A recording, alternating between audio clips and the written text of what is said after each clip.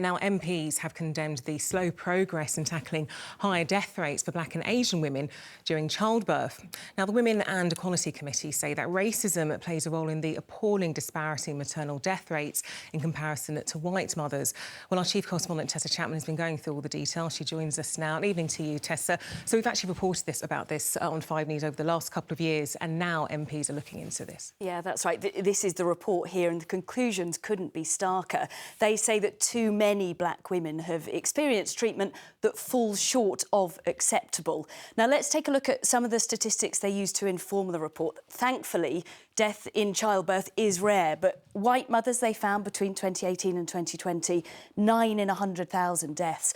When you looked at Asian mothers, there were 16 in every 100,000. 16 deaths in every 100,000. And Black mothers, that was 34 in every 100,000. This means Asian mothers are 1.8 times more likely to die in childbirth. With Black mothers, that comes to 4 times almost more likely. Now, the committee says the causes are complex and they are multiple, but, and I quote, they say, they are concerned the role of racism in poor maternity care has been underestimated. Now, this is Sandra. I went to meet her earlier. She told me she felt unheard and ignored during the birth of her first daughter, and she's been campaigning for change ever since.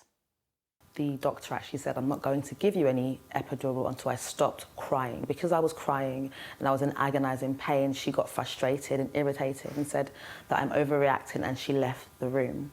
I absolutely know it happened because of the colour of my skin. In fact, I did say to the nurse, you know, you're treating me this way because I'm a Black woman. And I know for a fact that if I was a white woman, I would have had a lot more empathy in my labour experience, and I wouldn't have been treated like these stereotypical angry Black women. If you're judging somebody based on how they look and having preconceived notions about what they might be like, that is racism. And so that needs to be addressed as well. What does microaggressions look like? What does stereotyping look like? And how harmful that is for any mother coming into a healthcare setting. And Sandra are not alone in this. What can be done?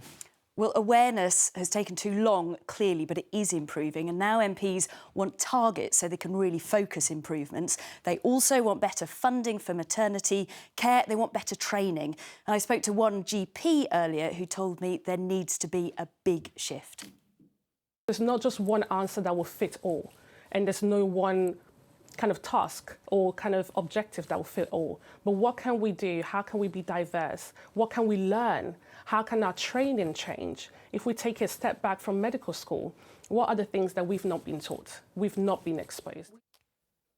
So, Tessa, has the government responded to any of this? Yeah, they say over the last few years they've invested £165 million in the maternity workforce. And they say this, which you should be able to read now: the Maternity Disparities Task Force will focus on how we can eradicate disparities and improve maternity outcomes for all mothers. But this is interesting because campaigners say there has to be a focus on mothers of colour because of those shocking statistics. The NHS says it will listen to the recommendations. Let's hope so. Tessa, thank you.